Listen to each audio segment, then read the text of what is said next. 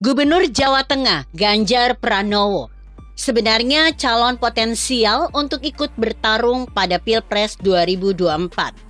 Meskipun ada yang tak sepakat, tapi mayoritas menganggap Ganjar punya kinerja bagus. Sayang, tak punya partai. Jadinya, meski potensial, sulit mendapat kepastian sebagai capres. Keberadaannya terkatung-katung. Para pendukungnya pun akibatnya kebingungan juga. Untuk sistem di Indonesia, keberadaan partai politik memang sangat urgent dalam urusan calon menyalon. Ini tidak bisa dibantah karena merupakan regulasi yang sudah berlaku dalam bentuk undang-undang. Mengabaikan keberadaan parpol sama saja bertepuk sebelah tangan. Biar udah sekuat apa, punya elektabilitas dan sebanyak apa persediaan logistik, jika abai pada parpol, jadinya percuma. Anda minat ingin nyalon anggota legislatif atau eksekutif karena merasa ada potensi? Saran saya, jangan lupa prioritaskan parpol.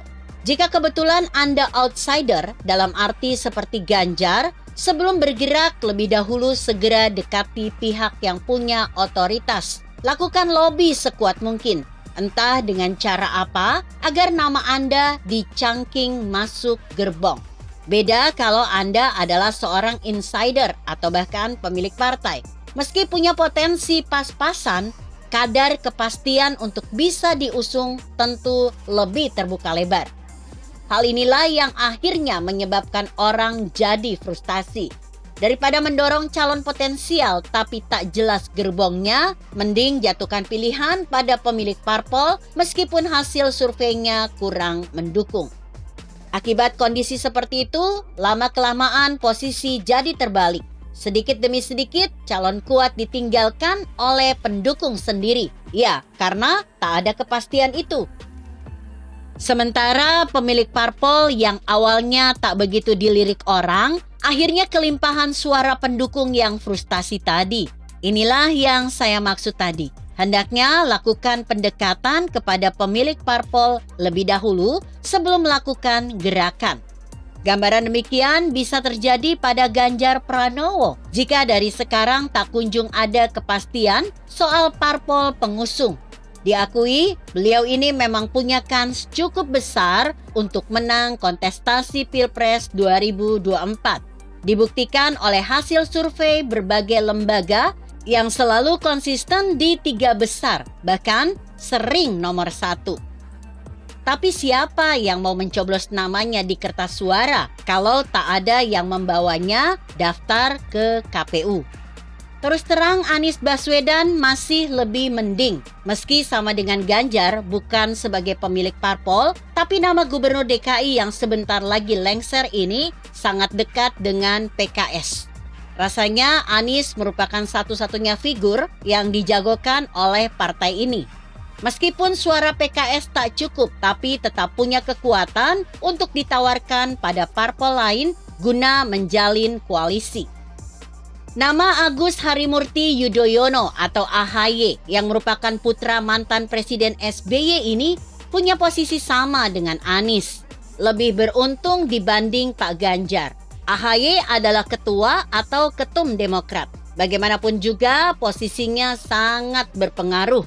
Meski tak punya elektabilitas sekuat Ganjar, tapi sangat potensial diusung sebagai capres atau cawapres kelak jika sudah menemukan partai koalisi. Sebelumnya, Pak Ganjar memang ada peluang di KIB atau Koalisi Indonesia Bersatu yang anggotanya terdiri dari P3, Golkar, dan PAN. Meskipun harus rela dipecat sebagai kader PDIP tentunya. Namun setelah ada pergantian ketum di P3 dari Monoarfa ke Mardiono, kans Pak Ganjar bisa mengecil. Seiring dengan belum pastinya ketum baru itu hendak merapat atau tidak ke KIB. Harus diakui, badai yang kemudian menenggelamkan Monoarfa dan kelompoknya di P3 besar pengaruhnya terhadap otak-atik Capres-Cawapres pada Pilpres 2024. Sebelum itu terjadi, figur atau nama-nama yang akan diusung ke KPU relatif terang benderang. Masyarakat rupanya sudah akan mengunci pilihannya terhadap paket yang kemungkinan besar ditawarkan oleh parpol koalisi. Misalnya paket Prabowo Caimin hampir pasti diusung oleh Gerindra PKB, lalu PKS, Demokrat, dan Nasdem. Ketika itu menyebut nama Anies, Ganjar, dan AHY. Meskipun setelah kunjungan Puan Maharani ke Nasdem meredupkan nama Ganjar, tapi Gubernur Jawa Tengah ini masih punya kans di KIB. Sementara PDIP sendiri nampaknya masih ngotot hendak mengusung putri mahkota, Mbak Puan. Sekarang ada komandan baru di P3 yang ketika ditanya soal masa depan partainya di KIB hingga tulisan ini dibuat, belum kunjung memberikan kepastian apakah lanjut atau mundur. Situasi inilah yang membuat kembali gelap peluang Pak Ganjar. Yang semula ada harapan di KIB, kini buram kembali. Tentu jika masih ingin ikut kontestasi, Ganjar dan pendukungnya harus putar otak lebih keras. Bagaimana dengan peluang selain KIB? Wah, ini nampaknya lebih berat lagi. Di Demokrat ada AHY, agak sulit. PKS sudah kadung dekat Anies Baswedan. Terlebih ada beda ideologi agak tajam dengan Ganjar. Nampaknya gelap juga Ganjar di PKS. Lalu di Nasdem, sebagaimana telah saya singgung di muka, sebelumnya Ganjar memang ada peluang. Namun jadi pudar setelah Puan mengunjungi Ketum Nasdem, Surya Paloh. Pak Ganjar Pranowo rupanya punya nasib kurang beruntung. Sangat piawai setir kendaraan tapi tak punya mobil. Hendak cari atau sewa milik orang lain ada halangan. Yang satunya tak boleh sama pemiliknya, yang lain sudah kedahuluan di charter orang. Kalau tidak cari cara lain, bisa-bisa Pak Ganjar tak dapat berangkat. Hanya jadi penonton para kompetitornya saat berlaga rebutan Vox Pop suara rakyat. Apakah nasib Pak Ganjar itu natural atau rekayasa? Nah, ini yang menggelitik saya. Mengapa saya sampai tergelitik? Tak lain karena fakta begitu cepatnya Mardiono sebagai pengganti Mono Arfa mendapat legalitas dari Kemenkumham. Mengadakan Mukernas pergantian Ketum P3 pada 4 September 2022, lalu pada 10 September 2022 sudah pegang SK pengurus baru yang ditandatangani Yasona Lauli. Jadi hanya berselang 6 hari atau kurang dari 1 minggu, Mono Arfa sudah terpental secara resmi sebagai Ketum P3. Lalu pertanyaan berikutnya, mengapa begitu cepat? Ataukah sejak awal Mono Arfa memang jadi target karena keputusannya soal koalisi yang tak cocok di mata para penguasa? Jangan-jangan kasus kesleo lidah itu hanya pintu masuk untuk memudahkan Mardino sebagai pemegang kuasa di P3. Sebagai orang awam penikmat politik, tentu boleh dong bertanya seperti itu. KIB dan Ganjar ibarat permata punya ukuran karat sangat tinggi. Nilainya jelas super mahal dan rakyat yang berminat banyak sekali. Masalahnya KIB bukan otoritas mandiri. Keberadaannya tergantung 3 partai. Satu saja dicabut, habis itu KIB. Tak lagi punya nilai selangit seperti saat masih bertiga. Golkar dan PAN tanpa P3 ibarat permata KW yang sama sekali kurang berharga karena suaranya tak cukup syarat.